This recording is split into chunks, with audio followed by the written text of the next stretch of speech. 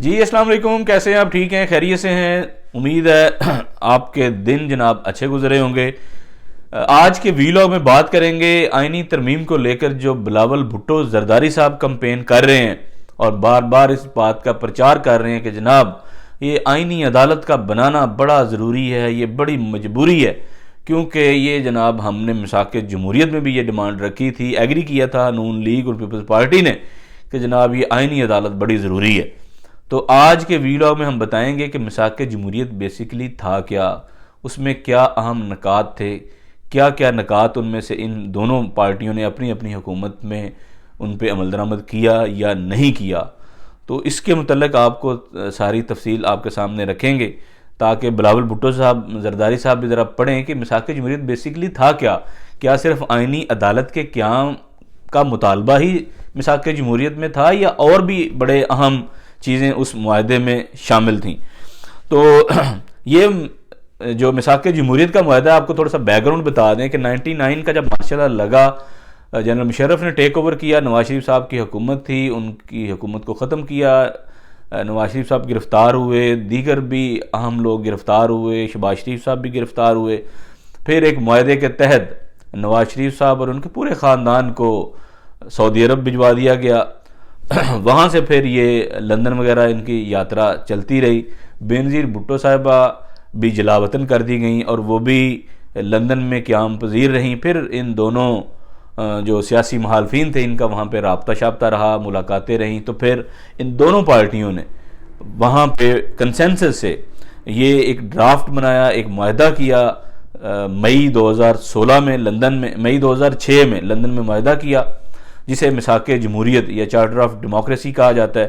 اس میں کچھ اہم نکات تھے جو آپ کے سامنے ہم رکھیں گے کہ کیا صرف اس میں آئینی عدالت کا معاملہ تھا یا اور بھی بڑی اہم چیزیں اس میں مینشن کی گئی تھیں۔ تو سب سے پہلا نکتہ تھا میثاق جمہوریت کا آئینی ترمیم۔ اس کے متعلق کیا کہا جا رہا ہے اس میثاق جمہوریت میں؟ اس میں کہا گیا کہ 12 اکتوبر 1999 سے پہلے 1973 کے آئین کی اصلی حالت میں بحالی، جس میں عورتوں اور مائنارٹیز کی محسوس سیٹوں، ووٹرز کی کم عمر اور اسمبلی میں سیٹوں کو بڑھانا، لیگل فریم ورک آرڈر 2000 اور آئین میں کی گئی 17ویں آئینی ترمیم واپس لی جائے، یہ مطالبہ تھا میثاق جمہوریت میں۔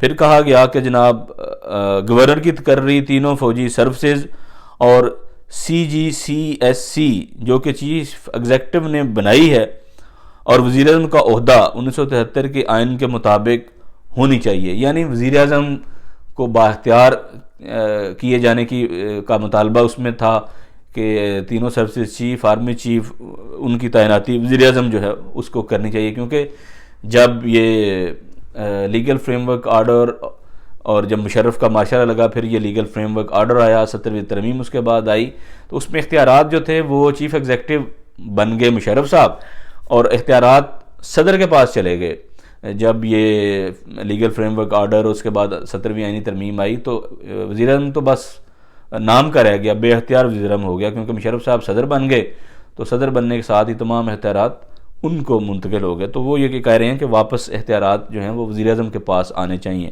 اور 17ویں آئینی ترمیم جو ہے اس کا خاتمہ۔ اس کے علاوہ انہوں نے ججز کی تقرری کے حوالے سے بھی انہوں نے کہا کہ اعلیٰ عدالتوں کے لیے ججز کی بھرتیوں میں مشوروں کی بجائے ان سیٹوں پر کمیشن کے ذریعے بھرتی ہونا چاہیے جس کا طریقہ کار مندرجہ ذیل ہو، چیف جسٹس چیئرمین ہو، لیکن ایسا جس نے پہلے PCO کے تحت حلف نہ لیا ہو۔ باقی آگے چل کے ان کے ممبران کی تعداد ہے کہ وہ صوبے کے اپنا چیف جسٹس ہوں ممبران، اور اس میں دیگر لوگ بھی اس میں شامل ہیں۔ آگے جا کے وہ یہ بات کر رہے ہیں کہ وفاقی آئینی عدالت آئینی معاملات کو نمٹائے گی، وفاقی یونٹس کے نمائندوں کو ان میں ایک جیسی حیثیت ہوگی، ایسے فرد یا ممبر ججز منتخب ہوں گے جن کو 2 سال کا 6 سال کا، جن کو 6 سال کا آئینی تجربہ ہوگا، یا پتہ نہیں 2 سال لکھا ہوا ہے، یہ شاید غالباً 6 سال کا آئینی تجربہ ہوگا۔ سپریم کورٹ اور ہائی کورٹس مسلسل سول اور کرمنل کیسز کی سنوائیاں کریں گی۔ ججز کی تقرری ایسے ہی طریقے سے ہوگی جیسا کہ اعلیٰ عدالتی ججز کی ہوتی ہے۔ یہ اس کے متعلق یہ بات کی گئی ہے آئینی عدالت کے حوالے سے۔ آگے جناب ضابطہ اخلاق، قومی سلامتی کونسل کو رد کیا جائے گا۔ وفاقی کابینہ کمیٹی کی صدارت وزیر اعظم کرے گا اور ان کو مستقل سیکریٹریٹ دی جائے گی۔ وزیر اعظم وفاقی سلامتی کا مشیرم کر سکے گا، جو کہ وزیر اعظم کے لیے حساس رپورٹس پر کام کرے گا۔ اعلیٰ سلامتی کونسل جو کہ 2 دہائیاں پہلے بنائی گئی تھی، اس پر نظر ثانی کی جائے گی۔ تیسری مرتبہ وزیر اعظم بننے کے خلاف بنائے گئے قانون کو ختم کیا جائے گا۔ اس کے بعد کہتے ہیں کہ حقیقتوں میں ہم آہنگی پیدا کرنے والی کمیشن T&RC قائم کر کے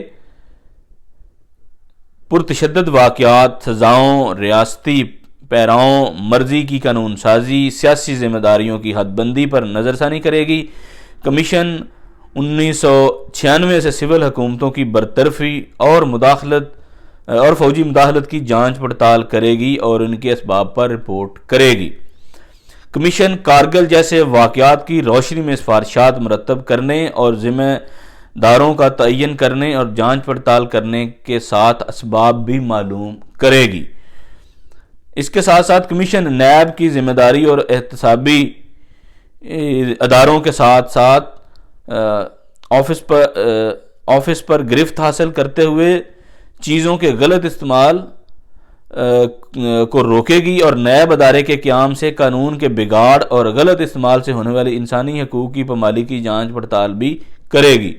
نیب کے سیاسی استعمال کو ختم کر کے ایک آزاد ذمہ دار کمیشن قائم کیا جائے گا، جس کے چیئرمین کو وزیر اعظم حزب اختلاف کے لیڈر کے صلاح مشوروں سے نامزد کرے گا، جس کو متحد پارلیمانی کمیٹی منظور کرے گی، جس میں 50% حکومتی اور 50% حزب مخالف کے نمائندے ہوں گے جس کمیٹی میں۔ اس کے علاوہ ایسا ہی طریقہ اختیار کیا جائے گا جیسا کہ اعلیٰ عدالتی ججز کی تقرری کے لیے کیا جاتا ہے، لیکن اس میں عوامی رائے کو شامل کیا جائے گا۔ نامزد کردہ کمیٹی سیاسی غیر جانبداری عدالتی اثاثوں کے اعلیٰ اقدار معلوم کرے گی اور اپنے فیصلوں میں جو رائے پیش کرے گی وہ صیغہ راز میں رکھے جائیں گے۔ اس کے ساتھ ساتھ پریس، الیکٹرانک میڈیا آزاد ہوں گے۔ انفارمیشن میں مداخلت کے لیے بنائے جانے والے قانون کو پارلیمانی بحث و مباحثے اور عوامی رائے کے ذریعے بنایا جائے گا۔ یہ بھی بڑا اہم نکتہ ہے کہ کوئی بھی قانون جو ہے وہ ایسا نہیں بنایا جائے گا جس میں عوامی امنگ، خواہش یا رائے جو ہے شامل اس میں نہیں ہوگی۔ پھر میڈیا کی آزادی کی جیسے میں نے کہا وہ بات کی گئی ہے۔ قومی اور صوبائی اسمبلیوں میں chairman of public accounts committee کو حزب مخالف کے لیڈر اپنی اپنی اسمبلیوں کے لیے بھرتی کریں گے۔ مؤثر ایٹمی command and control system defence cabinet committee کے ماتحت کام کرے گا کہ کسی بھی امکانی گڑبڑ یا لیکیج کو روکا جا سکے۔ ہندوستان اور افغانستان کے ساتھ بڑے تکراری مسائل پر بنا کسی فرق و تعصب کے پرامن تعلقات قائم کیے جائیں گے۔ تنازع کشمیر اقوام متحدہ کی قراردادوں کے مطابق حل کیا جائے گا۔ عام آدمی مدد کے لیے گورننگ کو مؤثر بنانے کے لیے سماجی سروسز جیسا کہ تعلیم، صحت، جاب جنریشن، قیمتوں کے اضافے، غیر قانونی فضول خرچیوں کو روکنے اور سول اور ملٹری اسٹیبلشمنٹ میں ملین روپوں کے خرچوں میں کمی لائی جائے گی۔ زندگی کے ہر شعبے میں عورتوں اور مائنارٹیز کو ایک جیسے مواقع فراہم کیے جائیں گے۔ ہم منصف حکومت کے مینڈیٹ اور حزب مخالف کے کردار کو اہمیت دیں گے اور ایک دوسرے کو غیر آئینی طور پر نہیں ہٹائیں گے۔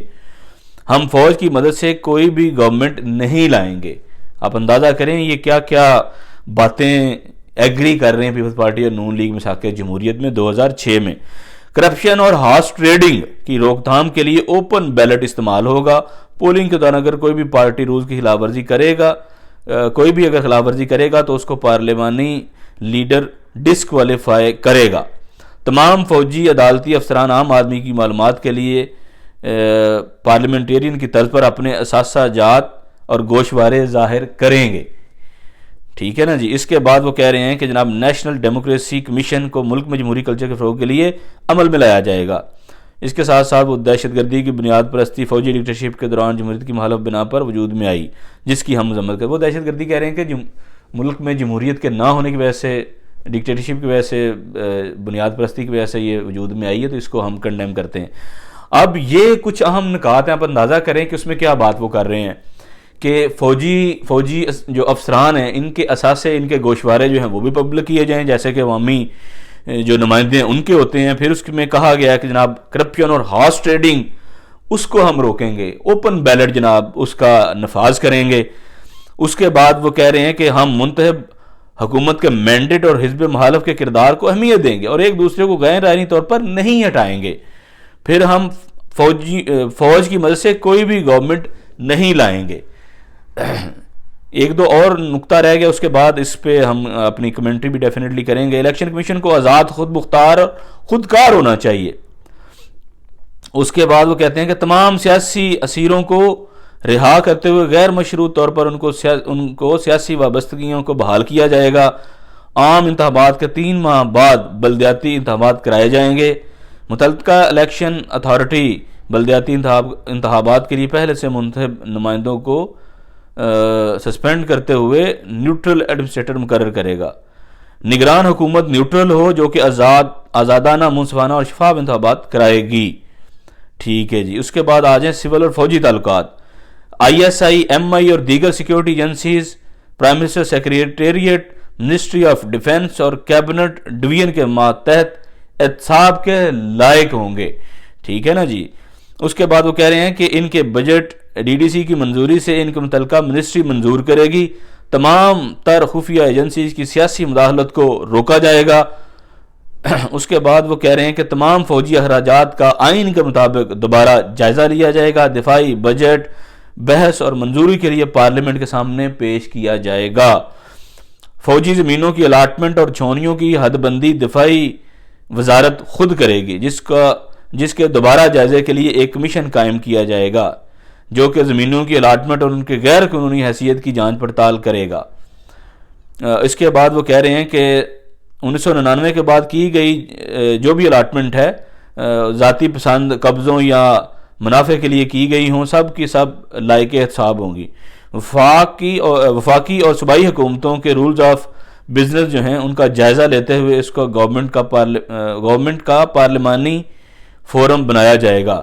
اب یہ بڑے اہم نکات تھے اور اس کو بڑا سراہا بھی گیا اس وقت جب یہ 2006 میں یہ میثاق جمہوریت اڈاپٹ کیا گیا دونوں بڑی سیاسی جماعتوں کی طرف سے، اور بڑا اپریشیٹ کہ چلیں دیر آیت درست آیت کے آخر کار دونوں بڑی سیاسی جماعتوں نے ایک دوسرے کی ٹانگ کھینچنے سے باز رہنے کی بات کی ہے، فوجیوں کے کندھے استعمال کر کے حکومتیں گرانے یا اپنی حکومت بنانے کی نفی کرنے کی بات کی ہے، ایک انڈیپینڈنٹ الیکشن کمیشن کی بات کی ہے، ایک انڈیپینڈنٹ جو نگران سیٹ اپ ہے اس کی بات کی گئی ہے، انڈیپینڈنٹ جوڈیشری کی بات کی گئی ہے، فوجیوں کے احتساب کی بات کی گئی ہے، ان کے جو اثاثے ہیں ان کو پبلک کرنے کی بات کی گئی ہے، جو کارگل کا ایپیسوڈ ہوا اس کی جانچ پڑتال کی بات کی گئی ہے، اور پھر جو خفیہ ایجنسیاں ہیں چاہے وہ MI ہے یا ISI ہے اس کو منسٹری آف ڈیفنس کے انڈر کام کرنے کی بات کی گئی ہے، ان کے سیاسی کردار پہ روک لگانے کی بات کی گئی ہے، ان کے احتساب کی بات کی گئی ہے۔ یہ ساری باتیں میثاق جمہوریت میں موجود ہیں اور کسی کے مینڈیٹ کو نہ چرانے کی بات کی گئی ہے بلکہ مینڈیٹ کا احترام کرنے کی بات کی گئی ہے، چاہے وہ حزب مخالف کا ہو یا حزب اقتدار کا ہو۔ تو یہ ساری باتیں آپ اندازہ کریں کہ ان دونوں پارٹیوں نے 2006 میں ایگری کی۔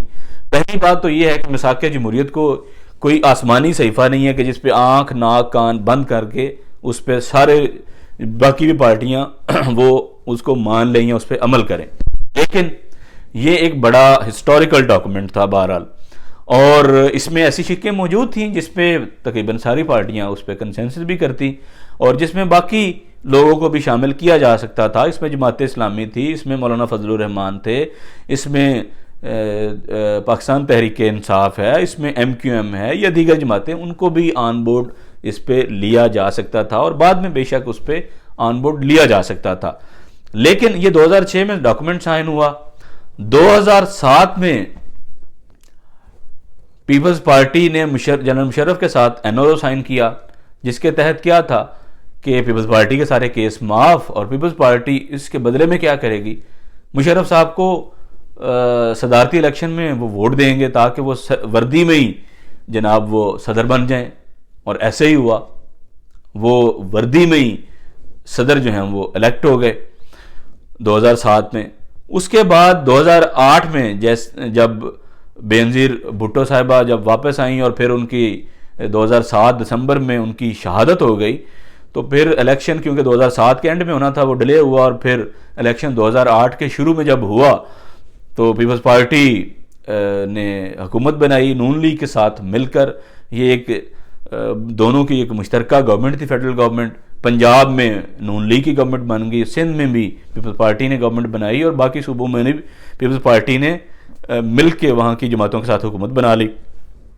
مشرف صاحب مواخذے کے تحت ان کو اقتدار چھوڑنا پڑا، اور زرداری صاحب ایوان صدر میں بطور صدر بن کے آ گئے، اور پیپلز پارٹی کی طرف سے جو وزیر اعظم بنے وہ یوسف رضا گیلانی بن گئے۔ اب 2008 سے 24 تک تقریباً 16 سال بنتے ہیں جن میں پیپلز پارٹی مسلسل سندھ میں حکومت کر رہی ہے۔ فیڈرل میں وہ 5 سال انہوں نے گورنمنٹ کی، پورے 5 سال انہوں نے مکمل کیے۔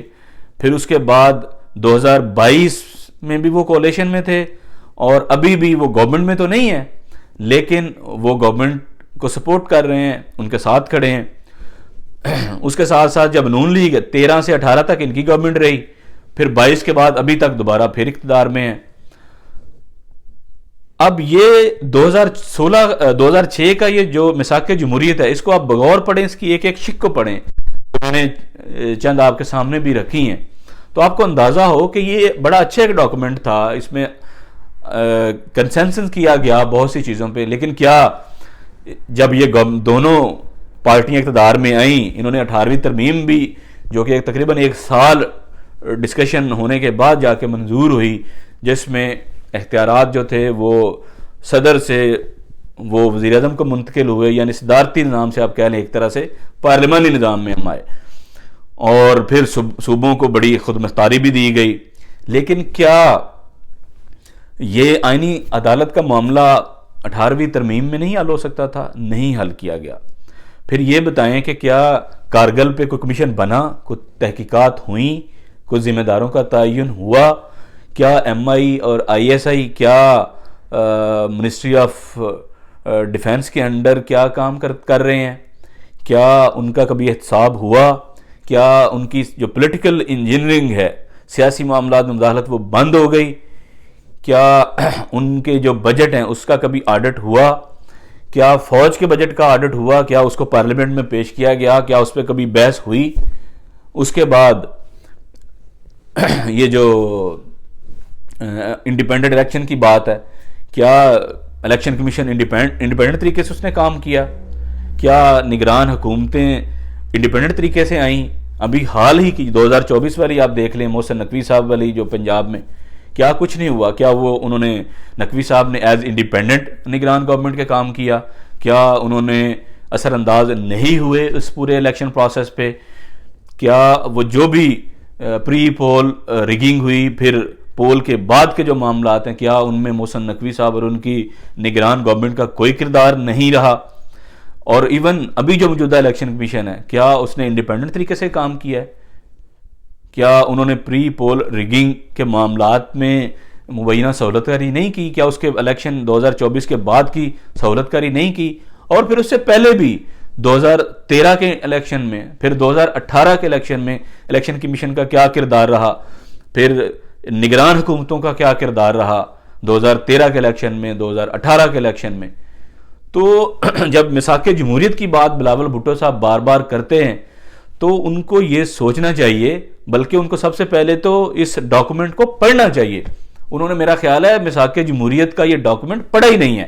اگر وہ پڑھتے تو تھوڑی سی شرم بھی محسوس کرتے کہ جب وہ بار بار آئینی عدالت بنانے کی بات کرتے ہیں اور کہتے ہیں کہ جناب یہ میثاق جمہوریت میں یہ مطالبہ تھا، تو کیا میثاق جمہوریت کے باقی مطالبات آپ نے پورے کر لی ہیں؟ کیا باقی چیزوں پہ عمل درآمد ہو گیا ہے؟ کیا باقی معاملات جو ہیں وہ اسی طریقے سے ان پہ عمل درآمد دونوں پارٹیوں نے کر لی ہے. جو یہ صرف ایک نقطہ رہ گیا تھا آئینی عدالت کا، جس پہ آپ کو بڑا زور کا یہ آیا ہوا ہے کہ جناب آئینی عدالت ہم نے بنانی ہے، یہ بڑی ضروری ہے، یہ بڑی مجبوری ہے. تو کیا باقی مطالبات سارے جو آپ دونوں نے ایگری کیے تھے وہ پورے کر لیے ہیں آپ نے، ان پہ عمل درآمد ہو گیا مکمل طور پر؟ تو یہ بیسکلی ہٹ درمی ہے، بے شرمی ہے ان دونوں پارٹیوں کی اور ان کے لیڈران کی، کہ وہ ڈاکومنٹ جو انہوں نے ان دونوں پارٹیوں کے سربراہان نے 2006 میں سائن کیا، یہ اقتدار میں بھی آئے، انہوں نے حکومتیں بھی بنائیں، فیڈرل میں بھی، صوبوں میں بھی، لیکن کتنی شکوں پہ عمل کیا انہوں نے مساق جمہوریت کی، جو اب انہیں ایک آئینی عدالت والی شک بڑی زور کی یاد آ رہی ہے کہ اس پہ عمل درآمد بڑا ضروری ہے، یہ بنانی بڑی ضروری ہے جناب. تو بنیادی طور پہ ابھی بھی یہ سیاست ہو رہی ہے اور اسی کے تحت یہ چیزیں آگے چل رہی ہیں، کیونکہ بہت سی شکوں پہ عمل درآمد کا یہ سوچ بھی نہیں سکتے، عمل کرنا تو بڑی دور کی بات ہے. تو یہ میں نے کہا آج کے سامنے رکھیں آپ کے کہ یہ جو آئینی عدالت کے قیام کا مطالبہ اور پھر مساق جمہوریت، تو یہ ہے اوورآل مساق جمہوریت اور اس کی حیثیت، اور اس میں اہم جو نکات آپ کے سامنے ہم رکھے. چلتے چلتے آپ کو صرف یہ بتا دیں کہ قاضی فائصہ صاحب کے حوالے سے بہت سی چیزیں چل رہی ہیں کہ جناب ان کو شاید میسیج دے دیا گیا کہ اب your services are no more required, اور اسی لیے ان کی جو الوداعی ڈنر ہے اس کے کیٹرنگ کا انتظام بھی کر لیا گیا ہے. پھر ٹرک بھی آج اسلام آباد سپریم کورٹ میں دیکھے گئے، وہ وہاں پہ جو آپ کو پتہ ہے کہ ایک بنیادی انسانی حقوق کا مانومنٹ، میں تو اس کو مقبرہ ہی کہوں گا، کیونکہ جو قاضی صاحب نے ایک سال کے دوران بطور چیف جسٹس کیا انسانی حقوق کے حوالے سے، وہ مقبرہ ہی بنانے جا رہے ہیں. مقبرہ بلکہ انہوں نے بنا دی ہے، اور ان کی جو کالے کارنامے ہیں، کالے کرتوت ہیں چیف جسٹس بطور چیف جسٹس قاضی فائصہ کے، وہ تاریخ کے جو سیاہ حروف ہیں ان میں لکھے جائیں گے، اور ان کے جتنے بھی بنیادی انسانی حقوق کو لے کر معاملات تھے، ان کے فیصلے تھے، وہ تاریخ کے کوڑے دان میں جائیں گے. چاہے وہ الیکشن پروسیس کے ساتھ چھیڑخانی ہو، بلے کا نشان لینا ہو، لیول پلینگ فیلڈ نہ دینے پہ آنکھیں بند کرنی ہو، مخصوص نشستوں کا چھیننا ہو، اور لوگوں کی پکڑ دکڑ پہ خاموشی ہو، اغوا پہ خاموشی ہو، یہ سارے معاملات جو ہیں یہ قاضی صاحب کے کھاتے میں جائیں گے، اور تاریخ کے بدترین کرداروں میں سے ایک کردار کے طور پر ہمیشہ یاد رکھے جائیں گے بطور چیف جسٹس قاضی فائز عیسیٰ. اگلے ویلاگ تک اجازت دیں، اللہ حافظ.